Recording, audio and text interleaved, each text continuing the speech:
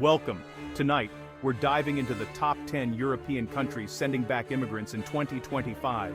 This isn't just a list, it's an exploration of the policies, politics, and real-world consequences behind the numbers.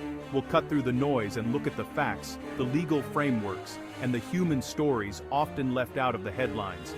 Immigration debates are loud, but our goal is clear analysis, not more shouting. Using official data and credible sources, we'll show you how Europe's approach to immigration is changing, and what that means for the future. We're not here to tell you what to think, but to give you the tools to think for yourself. Let's get started. First up, Germany. Once the face of "we can do this," Germany in 2025 is all about the repatriation offensive.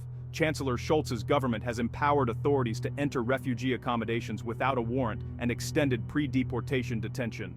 Returns have surged by nearly 30% in just the first quarter of 2025. The official line enforcing the rule of law, focusing on rejected asylum seekers and those with criminal records. But the reality is far messier.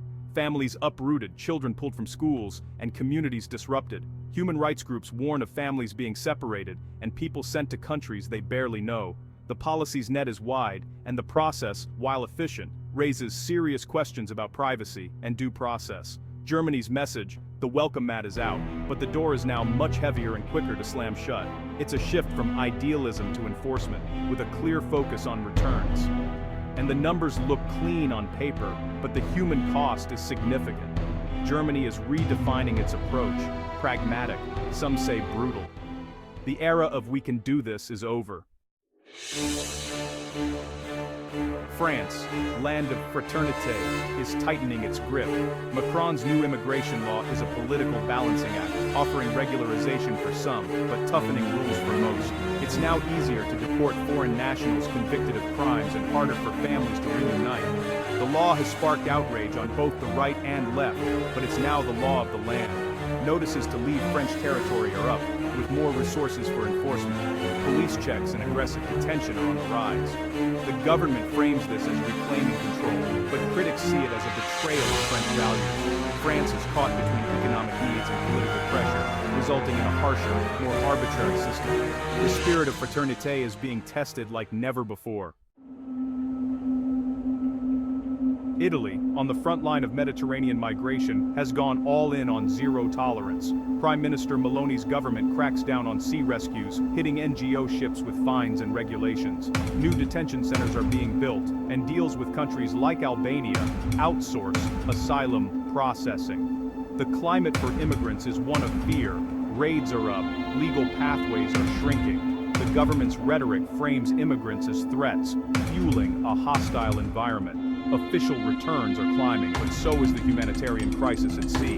Italy's approach is direct border security above all else, even humanitarian law. The hidden cost is a society where fear and suspicion are normalized. Italy is building a fortress, not just sending people back. The shift is stark and unapologetic. Spain's approach in 2025 is quieter but just as firm. Deportations are accelerating, especially for migrants from countries with return agreements like Morocco and Senegal. The government is strengthening diplomatic ties to facilitate returns, especially from the Canary Islands. Processing centers now function more as departure lounges than shelters.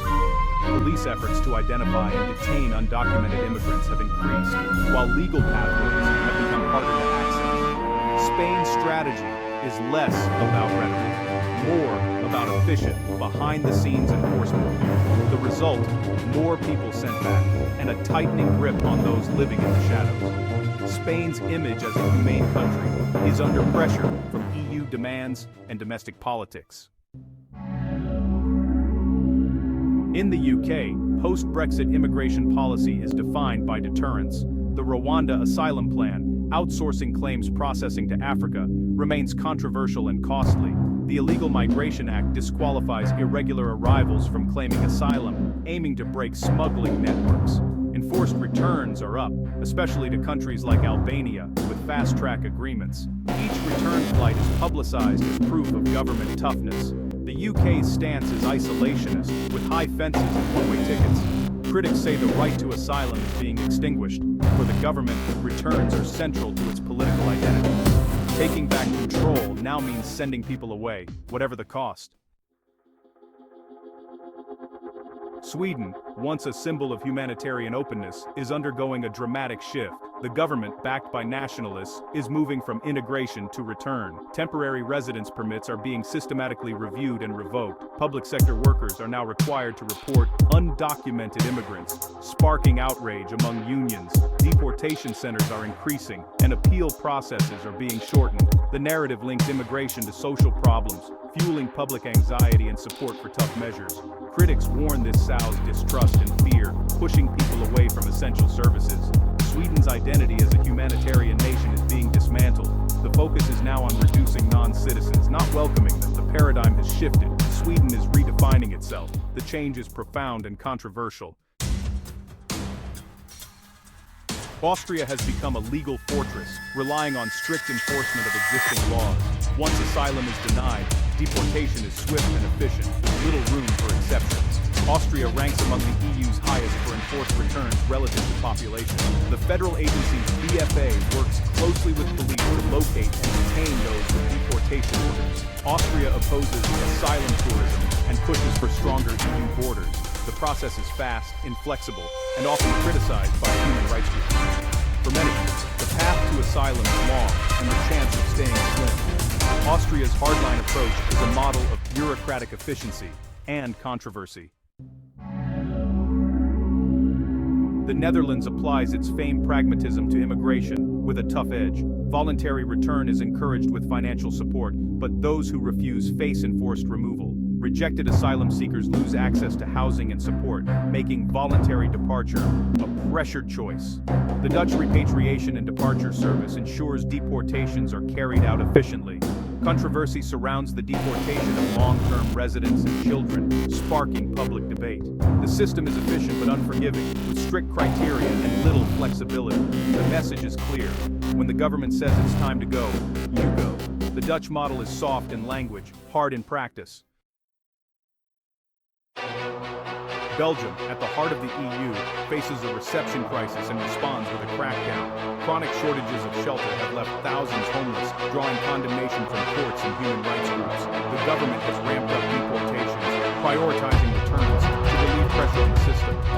Belgium works closely with EU partners, participating in joint return flights coordinated by Frontex. Critics say this creates a revolving door and leads to violent arrests and unsafe deportations. Denying shelter to single men is seen as a deliberate deterrent. Belgium's struggle mirrors the EU's contradictions, ideals versus harsh realities. The crisis is visible on Brussels streets, a microcosm of Europe's migration dilemma. Greece remains Europe's migration shield, tasked with both stopping arrivals and pushing people out. Allegations of illegal pushbacks at land and sea borders persist, despite government denials. New high-security detention centers have replaced open camps, shifting from humanitarian aid to containment. The EU-Turkey deal remains central, with Greece actively deporting people back to Turkey, often to contest its safety. Conditions are harsh, and the focus is on rapid returns. Greece argues it's bearing the burden for all of Europe. The result: alleged illegality, prison-like camps, and relentless deportations. Greece is the sharp edge of Europe's migration policy. The human cost is high, and the pressure is unrelenting. Across Europe in 2025, borders are hardening and returns are accelerating. Political pressure and new laws have created a continent focused on deportation. Each country's approach is different, but the trend is clear. Doors are closing. The numbers are only part of the story. The human cost is immense. Are these policies necessary for security or a betrayal of humanitarian values? Let us know your thoughts in the comments and join the debate.